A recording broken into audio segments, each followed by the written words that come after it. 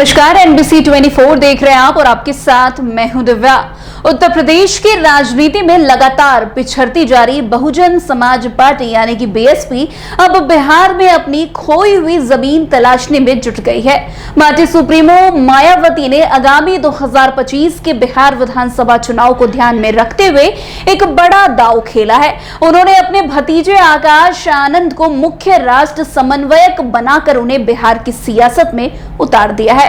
आपको बता दें कि आकाश आनंद, जिन्हें कुछ महीने पहले पार्टी से बाहर कर दिया गया था, उनको फिर से पार्टी में शामिल किया गया है। उन्हें अब पार्टी में 3 अन्य राष्ट्र समन्वयकों से ऊपर का पद देकर मुख्य राष्ट्र समन्वयक बना दिया गया है। यह पद विशेष रूप से उनके लिए तैयार किया गया है, जो साफ इशारा करता है कि मायावती अब उन्हें पार्टी का भविष्य मान रही है। इस पद के साथ वे बीएसपी से मायावती के बाद दूसरे सबसे प्रभावशाली नेता बन गए हैं। वैसे आपको बता दें, आकाश आनंद की असली परीक्षा अब 2025 में होने वाले विधानसभा चुनाव में होगी। हालांकि बीएसपी अभी तक बिहार की राजनीति में निर्णायक ताकत नहीं बन सकी है, लेकिन उसका प्रभाव कुछ सीटों पर जरूर रहा है। खासकर लगभग 25-30 सीटें ऐसी हैं जहां बीएसपी का कैडर मजबूत रहा है और इससे अन्य दलों के लिए चिंता की स्थिति पैदा हुई है। वैसे हाल ही में बिहार के दिनारा में बीएसपी कार्यकर्ताओं की अहम बैठक हुई, जिसमें पार्टी के वरिष्ठ नेता रामजी गौतम, जो राज्यसभा सांसद है, और अनिल कुमार शामिल हुए। इस बैठक में यह साफ कर दिया गया कि पार्टी 2025 का चुनाव बिना किसी गठबंधन के लड़ेगी। सभी 243 विधानसभा सीटों पर बीएसपी अपने उम्मीदवार उतारेगी और अपने दम पर सत्ता में आने की कोशिश करेगी। वैसे रामजी गौतम ने इस दौरान कहा कि अब वक्त है कि बीएसपी सत्ता की चाबी अपने हाथ में ले। उन्होंने कार्यकर्ताओं से पूरी ताकत से चुनाव में उतरने का आह्वान भी किया। वैसे बिहार की राजनीति में रविदास, चमार और मोची जाति के वोटरों को बीएसपी का परंपरागत समर्थन माना जाता है। इस जाति के वोटर लगभग 5.26% हैं, जिसकी संख्या करीब 68 लाख से अधिक है। लेकिन यह भी सच है कि यह वर्ग हमेशा एक मुश्त बीएसपी को वोट नहीं देता है, जिससे पार्टी को नुकसान भी होता है। वैसे बीएसपी के समर्थन बिहार के अलग अलग इलाकों में बिखरे हुए हैं और पार्टी को वोट कटवा की छवि मिल चुकी है।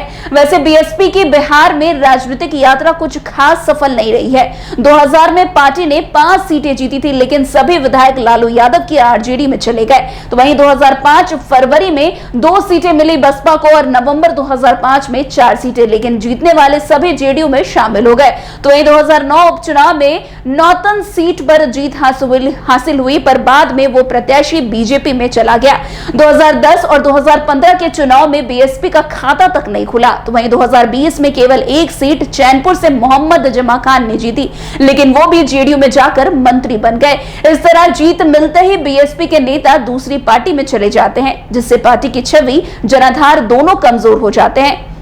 वैसे राजनीतिक विश्लेषकों का मानना है कि फिलहाल बिहार में गठबंधन की राजनीति का दौर है। ऐसे में बीएसपी जैसी पार्टी के लिए अकेले दम पर 243 सीटों पर लड़ना एक बेहद चुनौतीपूर्ण कार्य है। वहीं 2020 के चुनाव में मायावती ने ओवैसी, उपेंद्र कुशवाहा जैसे नेताओं के साथ गठबंधन किया था, लेकिन उस गठबंधन का भी कोई खास असर नहीं देखने को मिला। उपचुनाव में केवल जमा खान जीत पाए, जबकि ओवैसी की पार्टी AIMIM में 5 मुस्लिम बहुल सीटों पर कब्जा जमाया। बीएसपी को अन्य सभी सीटों पर हार का सामना करना पड़ा और अधिकांश प्रत्याशियों की जमानत जब्त हो गई। उत्तर प्रदेश से सटे शाहाबाद क्षेत्र, जो कि कैमूर, बक्सर, औरंगाबाद, गया आदि में कभी बीएसपी का मजबूत जनाधार रहा करता था, लेकिन 2015 के बाद इस क्षेत्र में भी पार्टी की पकड़ ढीली पड़ने लगी। 2020 और 2024 के चुनाव में यहां आरजेडी ने अपना जनाधार बढ़ाया और बीएसपी पीछे छूट गई। ऐसे में अब बीएसपी के लिए शाहाबाद में भी पांव जमाना काफी मुश्किल होता हुआ नजर आ रहा है। तो वहीं 2025 का बिहार विधानसभा चुनाव बीएसपी के लिए एक अग्नि परीक्षा से कम नहीं है। अगर पार्टी अकेले दम पर अपना खाता भी खोलने में सफल होती है, तो ये भी उनकी बड़ी उपलब्धि मानी जाएगी। मायावती की राजनीति और आकाश आनंद की नई भूमिका तय करेगी कि पार्टी बिहार की राजनीति में खुद को पुनः स्थापित कर पाएगी या नहीं। तो फिलहाल आज की इस खबर में बस इतना ही। अन्य खबरों में हमारे साथ ऐसे आगे बने रहे और देखते रहे। तब तक के लिए NBC 24। धन्यवाद।